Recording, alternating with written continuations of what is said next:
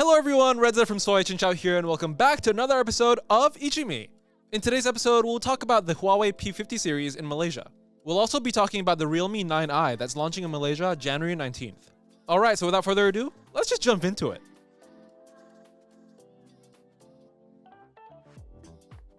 According to the Malaysian space agency MISA, kind of like NASA but for Malaysia, 7 out of the 9 satellites launched by Malaysia are now at the end of life phase, which basically means that they're dead. A lot of these satellites are pretty old, so it's not surprising to hear, especially as satellites have a lifespan of about 5 to 15 years. One of the satellites, Razak Sat, actually has an interesting story. It had an observation camera, but because of an error, all of the images were unusable, so they had to give up in 2010. The first Malaysian satellite was MiSat-1, short for Malaysia East Asia Satellite. MiSat-3 launched in 2006 and served to provide astro services to Malaysians all across the country, but unfortunately died last year after 15 years. It drifted out of its orbit and now is heading for a graveyard orbit. This means that it's just going to drift into space instead of smashing right into Earth. MiSat is planning to launch a new satellite called MiSat-3D soon. It'll also serve to provide 100 megabits per second satellite broadband to Malaysia. To guide our future space endeavors, we actually have a 10-year plan called Malaysia SpaceX 2030. This will hopefully contribute to the Malaysian economy and create about 5,000 jobs. Realme has confirmed that they'll be bringing the Realme 9i to Malaysia later this month. Not only that, but they say that the Realme 9i will redefine the under 1,000 ringgit smartphone category. The phone will have a Qualcomm Snapdragon 680 SoC powering it. According to Realme, the 9i will offer up to 46% better performance and up to 62% less power consumption compared to its predecessor. It's also confirmed that it'll have a 5000 mAh battery and 33 watt fast charging. It'll have 6 gigs of RAM that can be expanded up to 11 gigs with the expansion feature. It'll also come with 128 gigs of storage with a microSD slot too. The screen, meanwhile, has a 6.6-inch Full HD Plus display with up to 90Hz refresh rate. In the camera department, it has a triple rear camera setup, with a main 50-megapixel camera, flanked with a 2-megapixel macro lens and a 2-megapixel monochrome camera.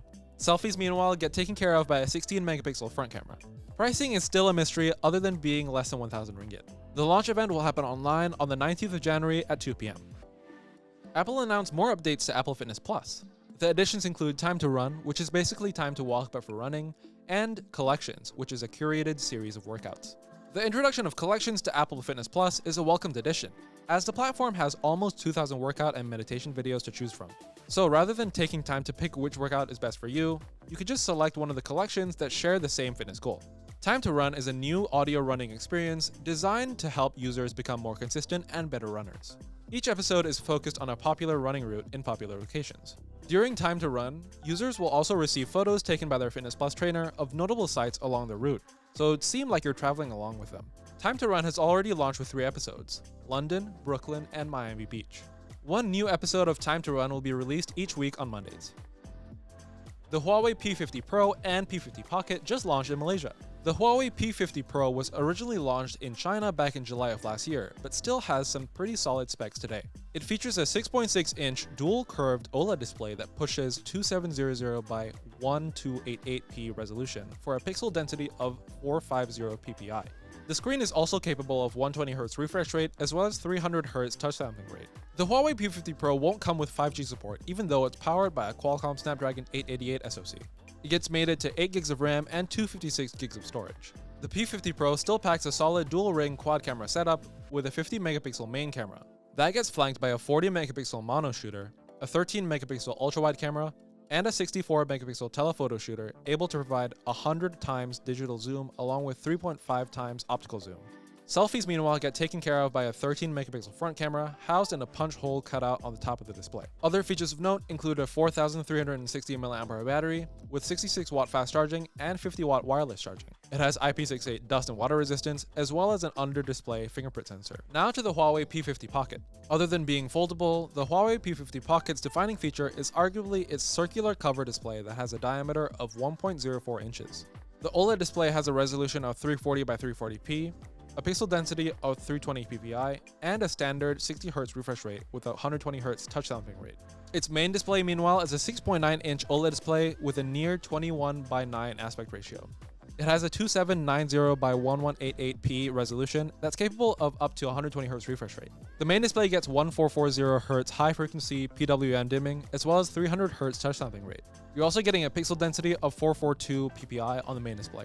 It has the same SoC as the Pro, but will get 12 gigs of RAM and 512 gigs of storage. Unfortunately, it won't get 5G either. In the camera department, while it has the same dual-ring camera bump as the P50 Pro, one of them has been taken up to the cover display. The P50 Pocket still has a triple rear camera setup though. It has a 40 megapixel main shooter, a 13 megapixel ultra-wide camera, and a 32 megapixel ultra spectrum camera. As for the front camera, it has a 10.7 megapixel selfie camera. Keeping the lights on is a 4000 mAh battery that's much bigger than the 3300 mAh battery on the Galaxy Z Flip 3. The P50 Pocket also supports 40-watt fast charging via Huawei Supercharge, while the side of the device houses a side-mounted fingerprint sensor.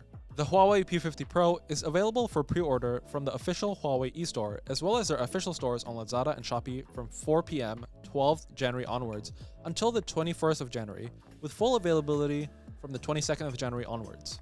As for the P50 Pocket, the clamshell will be available for pre-order from the 22nd of January onwards till the 13th of February. If you're planning to get one of those devices, here's how much they'll cost. The P50 Pro will cost 4199 ringgit. The P50 Pocket will cost 5999 ringgit. And the Pocket Premium Edition will cost 7299 ringgit. Alright, that's it for me today. If you liked the video, give it a like, subscribe to Soy Shao, follow our TikTok, and I'll see you next time. Bye bye!